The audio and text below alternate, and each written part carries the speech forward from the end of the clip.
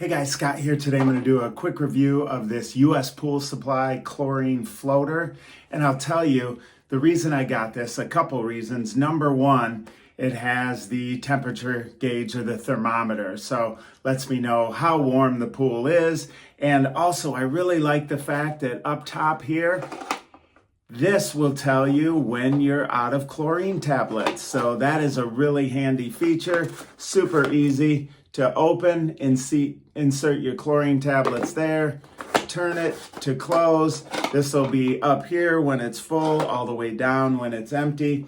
And of course, right here you have the adjustment for the chlorine. Of course, that's completely closed, and then you slowly slide it based on how much chlorine or bromine that you need. And it comes in a couple different diameters. This is actually the 8-inch diameter. It also comes in a 4.5-inch diameter. Looking forward to putting this to use. Also has this handy little clip right here. Looking forward to summer and putting this to use.